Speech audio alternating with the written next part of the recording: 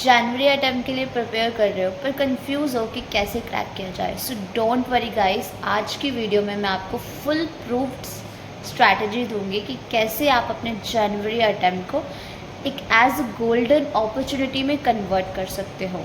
So hi guys, my name is Tanya and welcome back to our channel. So इस video में हम discuss करने वाले हैं एक full fledged road map to crack January attempt. So अगर आप भी सिलेबस, सब्जेक्ट वाइज प्रिपरेशन या फिर टाइम टेबल को लेके बहुत ज़्यादा कंफ्यूज रहते हो, so stay tune to the end of this video because आज की वीडियो में मैं आपको पूरा का पूरा रोड मैप इन डिटेल बताने वाली हूँ कि कौन कौन से ऐसे स्टेप्स आप ले सकते हो ताकि आप अपने जो जनवरी अटेम्प्ट है उसमें अपना 100% दे सको। So let's get started.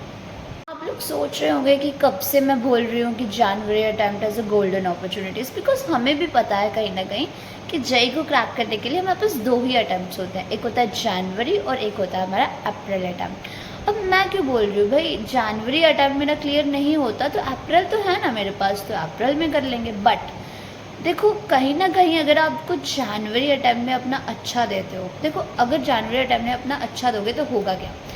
पहली बात, जनवरी अटेम्प्ट में मोस्ट ऑफ द स्टूडेंट्स जो होते हैं वो नॉन सीरियस होते हैं, ठीक है। इस दौरान जो कंपटीशन है तुम्हारा वो बहुत ही कम हो जाता है। मतलब तुम अगर मान लो 100% स्टूडेंट्स पार्ट ले रहे हैं तो तुम कहीं ना कहीं 50% स्टूडेंट्स से ही कम्पीट कर रहे हो। दूसरा रीज़न क्या होता है, जनवरी अटेम्प्ट है भाई, न्यू ईयर है, नया जोश होता है कि भाई कुछ ना कुछ करके दिखाना है। और तीसरे की अगर मैं बात करूँ, देखो अगर कहीं ना कहीं तुम जनवरी अटेम्प्ट में बहुत अच्छा दे रहे हो तो होगा क्या, जनवरी अटेम्प्ट में अगर अच्छा दे रहे हो, अगर तुम्हारी जो एक्सपेक्टेशंस थी उससे थोड़ा सा लो स्कोर आ भी जाता है तो तुम्हें कहीं ना कहीं पता चल जाएगा ना कि तुमने गलतियां कहाँ की है, क्या क्या तुम्हारे वीक पॉइंट्स है, किसको तुम ज़्यादा सुधार सकते हो और कितने अच्छा कर सकते हो। तो वो चीज़ कहीं ना कहीं तुम अपने अप्रैल मंथ में जो है, अप्रैल अटेम्प्ट में उसको बहुत ज़्यादा अच्छा कर सकते हो। तो तुम्हारे जो स्कोर है, मतलब जेई क्रैक करने के जो चांसेस हैं वो कहीं ना कहीं 2x पे पहुंच जाते हैं। So that's why I am saying from starting of this video कि कैसे जनवरी अटेम्प्ट तुम्हारे लिए अभी के टाइम पे गोल्डन अपॉर्चुनिटी है। सो अब देखो, मैंने आपको बता दिया कि जनवरी अटेम्प्ट आपके लिए गोल्डन अपॉर्चुनिटी कैसे बन सकता है। सो आप बोल रहे होंगे मैम कि ठीक है, आपने बता दिया कि जनवरी अटेम्प्ट हमारे लिए गोल्डन अपॉर्चुनिटी है, पर इस गोल्डन अपॉर्चुनिटी का यूज़ कैसे करें। अब देखो कहीं ना कहीं अभी के टाइम की बात करूँ तो तुम्हारे पास लगभग 4 या 4.5 महीने अप्रॉक्सीमेटली बचते हैं, थोड़ा सा रिवीजन को छोड़ देते हैं टाइम उसके लिए। तो कहीं ना कहीं एग्जैक्टली तुम्हारे पास 5 महीने हैं, ठीक है, क्योंकि अगस्त तो तुम्हारा चला ही गया है, कितने दिन बचे हैं, 10 दिन बचे हैं। सो अभी बात अगर हम करते हैं कि सबसे पहला स्टेप क्या होता है, देखो किसी भी एग्ज़ाम की प्रिपरेशन कर रहे हो तो सबसे पहला स्टेप होता है उसके सिलेबस को जानना, एग्ज़ाम पैटर्न को जानना, कौन कौन सा सब्जेक्ट कितनी कितनी वेटेज होल्ड करता है, कितने मार्क्स का होता है, उसमें जो सब्जेक्ट्स में जो डिफरेंट टॉपिक्स हैं उनमें से हाई वेटेज टॉपिक या फिर लो वेटेज टॉपिक्स कौन कौन से होते हैं। अब देखो स्टूडेंट सबसे बड़ी गलती यही करता है किसी भी एग्ज़ाम को कि वो डायरेक्टली जंप कर जाता है। अच्छा ठीक है, उसे पता है कि ये टॉपिक है तुम्हारे पास, डायरेक्टली जाएगा यूट्यूब पे या फिर कहीं और जाएगा और रेफर करना स्टार्ट कर देगा, पढ़ना स्टार्ट कर देगा और उसे लगेगा कि हाँ भाई मैं तो बहुत अच्छा कर रहा हूँ, मैं कहीं ना कहीं श्योर हूँ, वो श्योर हो जाता है कि मैं कहीं ना कहीं अपना जनवरी अटेम्प्ट फोड़ लूँगा। बट देखो अगर सबसे पहला स्टेप तुम्हें क्या करना है, रोड मैप का सबसे पहला स्टेप है कि सिलेबस उठाओ। जो भी तुम्हारा ऑफिशियल साइट पे जेई का सिलेबस है उसको उठाओ, उसका ब्लूप्रिंट लगाओ और उसको अपने स्टडी टेबल के साइट पे लगा लो। इससे होगा क्या, अगर तुमने स्टडी टेबल के साइट पे अपना अपना लगाया है, क्या बोलते हैं, सिलेबस को लगाया है, तो दो चीज़ें होंगी। एक तो तुम्हें क्लैरिटी रहेगी भाई कि मुझे ये सिलेबस इतना करना है, क्या चीज़ें करनी है, क्या चीज़ें छोड़नी है। और दूसरा तुम्हारी कंसिस्टेंसी मैटर करेगी, बनी रहेगी कंसिस्टेंसी। डेली उठोगे, उसको देखोगे तो एटलीस्ट तुम्हें पता होगा ना कि तुम्हें क्या क्या करना है। आज के टाइम पे बच्चों की मेन दिक्कत यही होती है कि वो ओवरथिंक करते रहते हैं। ओवरथिंक क्यों करते हैं, बिकॉज उन्हें पता ही नहीं है करना क्या है। हर दिन आएंगे, सोचेंगे ठीक है मुझे ये करना है, ये करना है, ये करना है, तो प्लानिंग प्लॉटिंग में ही पूरा का पूरा दिन निकल जाता है और हमें पता ही नहीं चलता कि नेक्स्ट डे कब आ गया, हमने एक दिन वेस्ट कर दिया। तो वो चीज़ इन फ्यूचर ना हो, आप अपना टाइम वेस्ट ना करो। तो सबसे पहले मैटर करता है कि चाहे तुम एक हफ़्ता ले लो भाई सिलेबस पैटर्न को समझने के लिए, 2 दिन, आई थिंक 2 दिन इज़ इन मैक्सिमम, बहुत ज़्यादा है। तुम 3-4 दिन ले लो, सिलेबस को समझो अच्छे से। देखो अगर फाउंडेशन स्ट्रॉन्ग हो गई तो कहीं ना कहीं तुम्हारी बिल्डिंग भी स्ट्रॉन्ग बनेगी ना। तो तुम कहीं ना कहीं अगर सिलेबस को अच्छे से समझ रहे हो तो होगा क्या कि तुम्हें पता होगा, तुम्हें क्लैरिटी होगी स्टार्टिंग से कि तुम्हें करना क्या है। अगर तुम्हें क्लैरिटी है तो तुम अच्छे से उस प्रिपरेशन के लिए अच्छा कर पाओगे, ठीक है। So that's the first step और the first phase of the road map is understand the syllabus, क्या क्या चीज़ें हैं, क्या क्या चीज़ें डिलीटेड है, क्योंकि कभी कभी चीज़ें डिलीट भी हो जाती है, और क्या क्या एग्ज़ाम पैटर्न है, कौन सा सब्जेक्ट कितनी वेटेज होल्ड करता है, और उस सब्जेक्ट में तुम्हें पर्टिकुलरली क्या क्या पढ़ना है, ठीक है। सो नेक्स्ट स्टेप पे चलते हैं। अब हमने डिस्कस कर लिया कि ठीक है भाई, हमने सिलेबस डिस्कस कर लिया जो फर्स्ट स्टेप तक। सेकंड क्या करें? अभी हमें पता है कि हमारे पास 4 से 5 महीने लगभग बाकी हैं, ठीक है। अगस्त के 10 दिन हमारे पास हैं। तो सबसे पहले इन चीज़ों को कैसे प्रायोरिटाइज़ करना है कि कौन से महीने में क्या करना है, क्या नहीं करना है। अभी देखो तुम्हें कहीं ना कहीं नॉलेज तो है 12th की, उसको ब्रश अप करने की ज़रूरत है। तो इन 10 दिन में क्या करो, तुम अपने बेसिक्स फंडामेंटल को बहुत ज़्यादा स्ट्रॉन्ग कर लो। फिर नेक्स्ट मंथ में सितंबर में तुम स्टडी करना स्टार्ट करो डिटेल में। अब देखो जब भी तुम किसी एग्ज़ाम के लिए प्रिपरेशन करते हो तो सबसे इम्पॉर्टेंट सब्जेक्ट रहता है guys note making. Note making से क्या होता है कि चीज़ें जब तुम लिखते हो अपने हाथों से वो दिमाग में छप जाती हैं, और जब दिमाग में छप जाती है तो इजीली वो चीज़ रिमेंबर करने में दिक्कत नहीं होती, तुम्हें याद। हम देखते हैं ना कई बार हम यूट्यूब वीडियो देख रहे हैं बट हम उसके साथ साथ क्या नहीं कर रहे, नोट्स नहीं बना रहे, तो वो कहीं ना कहीं यूट्यूब वीडियो हमें भूल जाती है 2-3 दिन के बाद या हफ्ते के बाद। तो हमें फिर से देख, हमें होता है कि भाई हमें वो आज चीज़ आती ही नहीं है, हमें फिर से देखनी है।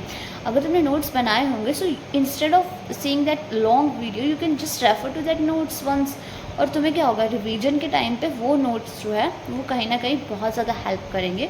सो मेक श्योर दैट जब भी पढ़ने बैठो, कुछ भी कर रहे हो लाइफ में, note making is the key. Note making में तुम्हारी जो मेमोरी है वो बहुत ज़्यादा शार्प हो जाती है। अगर मैं नेक्स्ट चीज़ की बात करूँ तो देखो अगस्त में तुमने अपने बेसिक शार्प कर लिए, सितंबर में तुमने डिटेल में हर एक सब्जेक्ट को पढ़ना स्टार्ट कर दिया। फिर आता है तुम्हारे पास अक्टूबर, नवंबर, दिसंबर। January is all about the revision.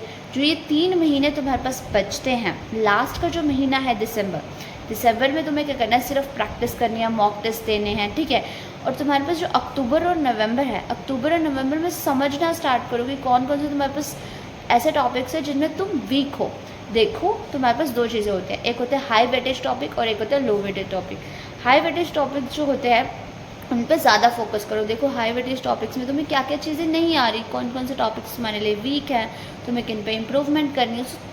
Give the 1 month all about improvement, improve your self. अब ये हमने डिस्कस कर लिया that what is the strategy. अब तुम्हें पता है कि तुम्हारे पास 3 सब्जेक्ट्स हैं जेईई में, physics, chemistry and math. Physics, chemistry and maths की अगर मैं बात करूँ तो केमिस्ट्री में सबसे इंपॉर्टेंट रहती है तुम्हारी एनसीईआरटी। सो बेसिकली तुम ज़्यादा से ज़्यादा फोकस करना अपनी एनसीईआरटी पे। अगर तुम अपने एनसीईआरटी पे फोकस करते हो स्पेशली फॉर द इनऑर्गेनिक, तो नोट्स बिल्कुल बनाना उस चीज़ के, बिकॉज नोट्स तुम्हें बहुत ज़्यादा हेल्प करेंगे एट द एंड, ठीक है।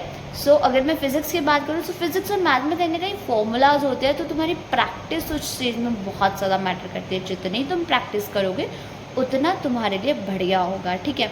तो फिज़िक्स और मैथ्स के लिए भी फॉर्मूला शीट्स बनाओ एनसीईआरटी से, बट प्रैक्टिस पे ज़्यादा जोर देना, ठीक है। अब तो गाइस हमने डिस्कस कर लिया कि मंथ वाइज हमारी स्ट्रेटजी क्या रहेगी, बट जब भी तुम मंथ वाइज अपनी स्ट्रेटजी बनाते हो तो ये भी इक्वली इम्पॉर्टेंट रखता है कि तुम्हें 1 मंथ के 4 हफ्ते में क्या क्या चीज़ें करनी है। सो अपने वीकली गोल्स को भी इक्वली सेटअप करो। देखो जब भी तुम अपनी डेली रूटीन बनाओगे, डेली रूटीन में टाइम टेबल बनाओ। सबसे पहले टाइम टेबल जब बना लेते हो, टाइम टेबल के बाद के देखो एक पर्टिकुलर टॉपिक उठाओ कि ये टॉपिक में आज करना है, उसके PYQs को देखो। जब तुम PYQs को एनालाइज करोगे फिर जाकर उसकी प्रैक्टिस करना स्टार्ट करो, and the last consistency maintain करो लास्ट में, ठीक है। नेक्स्ट हम चीज़ करते हैं कि हर वीकली अपने गोल सेट करो। हर वीक में तुम्हारे पास एक गोल होना चाहिए कि तुम्हें क्या करना है, क्या नहीं करना है। जब तुम वीकली गोल सेटअप करोगे ना तो धीरे धीरे देखोगे कि तुम्हारी कहीं ना कहीं कंसिस्टेंसी भी बनी रहेगी थ्रू आउट द मंथ, ठीक है। जब भी जेईई का एग्ज़ाम है, ठीक है, जेईई के एग्ज़ाम में सबसे बड़ी चीज़ जो मैटर करती है कंसिस्टेंसी के अलावा, that is your time management. Time bound practice करना भी इक्वली इम्पॉर्टेंट है। तो जितनी हो सके टाइम बाउंड प्रैक्टिस करना स्टार्ट करो। इनिशियल फेज़ में तो नहीं, बट जैसे जैसे तुम्हारे मंथ की डेट पास आती है, लेट से अक्टूबर नवंबर में टाइम बाउंड प्रैक्टिस करना स्टार्ट कर दो, ताकि तुम ज़्यादा से ज़्यादा क्वेश्चन वहाँ पे जाके अटैम्प्ट कर सको, ठीक है। लास्ट चीज़ जो मैं आपको बोलना चाहती हूँ कि सबसे बड़ी गलती स्टूडेंट जो करता है, अपने आप को कंपेयर करता है दूसरों से कि उसने इतना कर लिया, मैंने इतना भी नहीं किया। भाई समझो अपनी कैपेबिलिटीज़ को कि तुम कितना कर सकते हो, और कभी भी अपने ऊपर जो बिलीव है उसको डगमगाओ मत। ये सोचो हर बार कि तुम अच्छा करोगे, तुम अपना बेस्ट दोगे, और जो तुम पढ़ रहे हो it is equally important. And ये मैटर नहीं करता कि तुम, अब बात कर लेते हैं कि कुछ कुछ गलतियाँ जो बच्चे करते हैं ड्यूरिंग द जनवरी। देखो सबसे पहली गलती जो बच्चे जनवरी अटैम्प्ट के दौरान करते हैं, प्रैक्टिस नहीं करते। मैं स्टार्टिंग से बोल रही से पढ़ना है, क्या पढ़ना है, कितना पढ़ना है, सब कुछ। अब देखो इन प्रॉपर रोड मैप कि एक दिन में क्या करना है, दूसरे दिन में क्या करना है, वो आपसे ज़्यादा आपको कोई नहीं जानता। अपने फ्लैक्सिबल रूटीन को समझो, बैठो, एक टाइम टेबल को एनालाइज करो। देखो टाइम टेबल सब बनाते हैं, मेन चीज़ होती है कंसिस्टेंसी। जिसे पता है कि मुझे क्रैक करना ही करना है, वो बंदा कर लेगा। एक चीज़, एक कोट जो मुझे बहुत ही ज़्यादा मोटिवेट करती है, that consistency matters a lot than intelligence. तुम हर दिन अपना 1% देते हो ना, वो बहुत ज़्यादा बनता है लास्ट में, इंस्टेड ऑफ तुम हफ्ते में अपना 5 घंटे दे रहे हो, ठीक है। सो कहीं ना कहीं कंसिस्टेंसी अपनी मेंटेन रखो प्रैक्टिस के दौरान, you will do best in your January attempt, अगर आपकी कंसिस्टेंसी रहती है तो। गाइस अगर वीडियो पसंद आई तो लाइक करना, शेयर करना और सब्सक्राइब करना मत भूलिए। मिलते हैं नेक्स्ट वीडियो में। सो अभी के लिए इतना ही। So keep studying, keep hustling and best of luck for your January attempt.